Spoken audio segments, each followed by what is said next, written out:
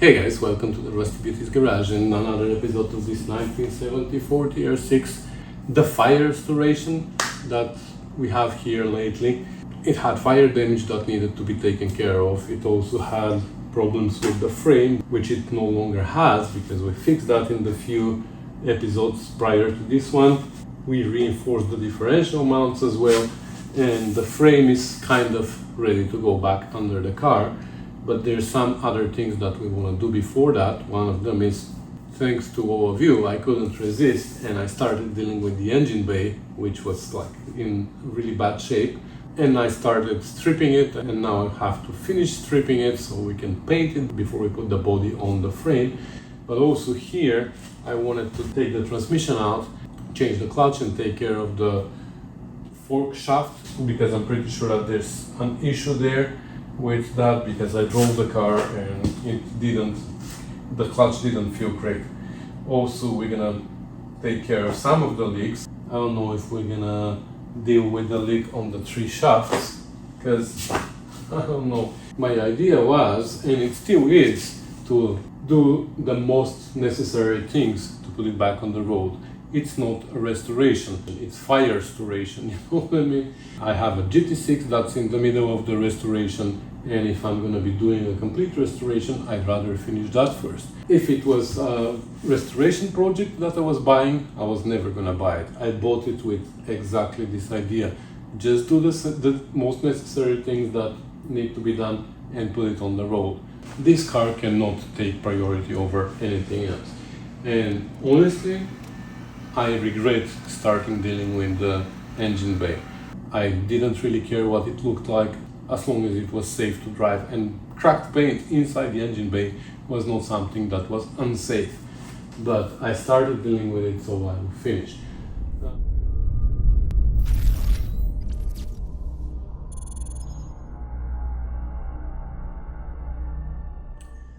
Alright, it's been a few days and I've been dealing here with this car, which I dedicated entire week to.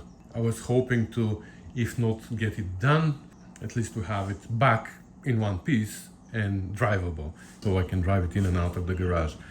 However, I decided to listen to you guys, and I really regret it. I'm sorry guys, you're right.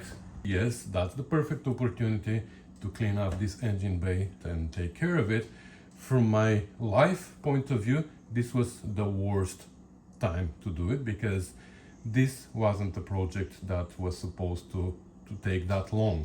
But I listened to you and I started stripping the paint from here, which was sprayed directly on top of this, whatever this is. And it took me so far like a little bit at a time, but probably at least 8 hours scraping with a heat gun in a heat wave. It was so hot outside. And again, to be honest, I regret it so much, because now I have to spend a lot more hours to clean this up, at least to this stage, then sand it, or scuff it at least, and then paint it. And it's not gonna be a perfect job again, because I don't want to do a perfect job, because at some point I'm gonna have to come back, whenever the time comes to restore this car completely, I'm gonna have to come back and deal with this here, or this here. You see underneath there's a patch, there's something going on over there. This is body filler all over the place there, and there's more, like there's more stuff that needs attention here.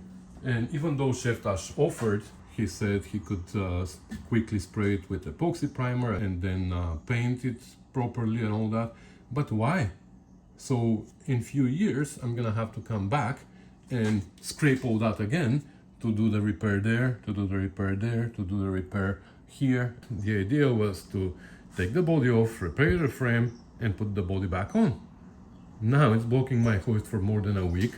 I can't work, I have customers that are waiting, and unfortunately, now even today I have somebody coming, and I postponed it multiple times. I can't postpone it anymore. So now I have to temporarily put the body back on the frame, so I can get it out of there, use the hoist for today, and then tomorrow I have to do the same thing. I have to lift the body off again. So I'm sorry guys, but you were wrong. This wasn't a good time to do the engine bay, and I regret that I started it, because it's taking me at least 3 days now. and I'm probably gonna waste another 3 days with it, just to have a relatively good looking engine bay, which I'm gonna have to redo at some point anyways. Okay, we're apart again. Done with this other project, and we're back on this car. Lifted the body off again, and I'm spending, guess how many hours so far to clean this. Well, that's a good guess. I don't know if it is right or wrong, because I lost count of hours. I don't even want to know how many hours I spent here, because it's all waste if you ask me. Anyway, I tried wiping this with paint thinner and it works, but the problem is it dries very fast.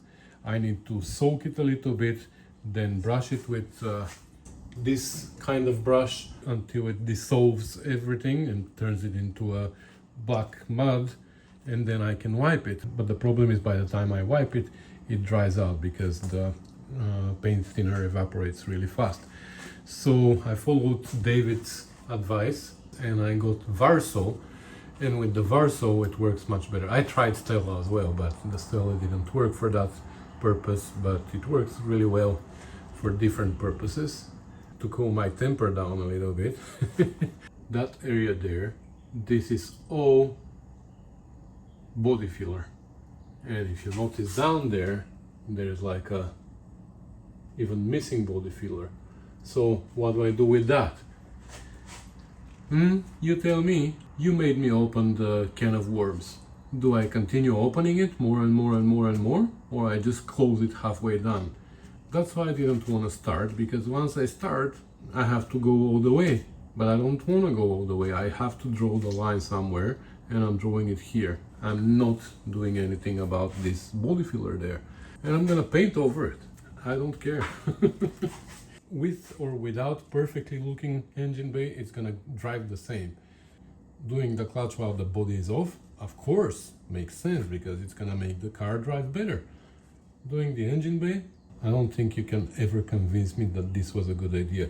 This was the project that was supposed to take a week and go back on the road. And it was perfectly doable, believe me. Alright, it's the next day, and yesterday I was able to finish wiping away most of the black stuff. This actually here is not this black stuff. I have the feeling that at some point this engine bay was painted black, so this looks like a black paint. And anyway, it chips off, but I started today sanding this side with a pound sander and 80 grit sandpaper, and it's not easy. And this is the exposed part, so here I can do something, but there, how do I do it? I don't know. So I'm using a wire wheel there and on a die grinder, so we will see how well we're gonna be able to prep all that. But in the meantime, Mr. Chef Tash showed up. Hello. He's offered to help me with the paint on the engine bay. He wants to do epoxy and light coat of I don't know what. Not gonna let me. No, we are not doing that. We don't want to invest too much time in the So engine I said, bay. here's what the idea is then. Since we're not going to be doing a stellar job on the engine bay, and it's going to be a quick job, we need something else to focus on, Yeah. right? So, boom! When the hood opens or the bonnet opens, everybody's going to be looking at the valve cover, and they won't look at the paint. So Sure. that's my contribution. Something to distract the people. There you go. Yeah, so that's his contribution to the car. Not only this, I stopped by yesterday by his shop, and he made some more donations to the car. He gave me a set of springs, because the rear springs, we don't want to use the heavy duty ones. I want some heavily used ones, so they are as low as possible. Yep. And this valve cover, which is nicely polished, chrome one, so he even came now to replace it for me. And he gave me a nice 74 dash. I was gonna put a 73 dash, which I have, but David has this nicely finished 74 dash, so that's what he's gonna do while I continue sanding. He's gonna even install the cover for me. So thank you. My pleasure. All right, it's the next day, and I spent the entire day yesterday, and I mean literally the entire day, from the morning until late evening, cleaning up this baby. And I'm telling you, it is not fun at all. Once again, I regret so much starting this. Anyways, it is what it is. It is ready, and I know some of you might not be happy. You probably want me to go down to bare metal. Nope, I'm not doing anything more than that. I wiped the bare metal parts with rust converter. So today I'm just gonna wipe it with wax and grease remover, and it's gonna be ready for paint. I was also able to clean up here as well underneath. I mean, wire wheel everywhere, and it is as good as it could be. So again, I'm gonna wipe it with thinner inside here, paint thinner, just to clean it up a little bit more. And we're gonna paint this end outside at the same time. Also, I scraped the floor. I sprayed it with thinner to soften the glue, and then I literally scraped it with a scraper. And I'm not gonna paint the floor, I'm not gonna do anything else. That's how it is. And I also removed the windshield frame, and I cleaned up right here where the fire was. So everything is ready for paint. I'm just gonna mask a little bit the doors and wherever I don't want to paint, and then we're gonna start painting. And for paint, I got this rust check paint. It says superior rust protection, direct to rust and metal, no primer required. Well, I don't know. I don't trust that. So I got this self-etching primer. So we're gonna spray everything with primer first, and then we're gonna go with the paint. But everything is wiped with wax and grease remover, so should be good. Okay, that's after 2 coats of primer and 3.5 coats of top coat, because I had leftover out of the 3rd spray can, and I just went in that area again and over the wheel wells, the areas that are going to be seen the most. So it is much worse than what it should be, but to be honest, it's much better than what I expected. If that makes sense. So this just highlighted. Let's go underneath so I can show you a closer view. Okay, that just highlighted the problems that I have here, the problems that I have there, the big problem that I have here, another problem right here. So it's not great, but it's 100% better than what it was. Was it worth it? I don't think so. Like, it was so much work just to get it to a stage which is not great, but the more time I would have invested in that, the less worth it would have been, because whenever the time comes to restore this car completely, this is gonna have to be stripped again. So just as a temporary job to last until this car is gonna be restored one day, perfect. I think it's good enough. That's what it is underneath. I'm happy with that. And the top of the dash also, this is all gonna be hidden, so this is more for rust protection than anything else. Okay, so now we're gonna let it cure for a day or two, and in the meantime we're gonna take care of the frame here. We're gonna replace the clutch, maybe the rear seal of the transmission, maybe the front seal while the transmission is out. Who knows, maybe I'm gonna get carried away and I'm gonna replace the 3 seals here in the shafts. I don't know, is it worth? I mean, it's a 4-speed transmission. I have an overdrive, but what I'm gonna do is I'm gonna install it on another transmission. I have multiple downstairs. So we're gonna rebuild another transmission and we're gonna put an overdrive on it. And when I get the main shaft, we're just gonna service this one quickly. I still have to take out these pieces of exhaust pipes from here so I can weld them back to the middle pipes.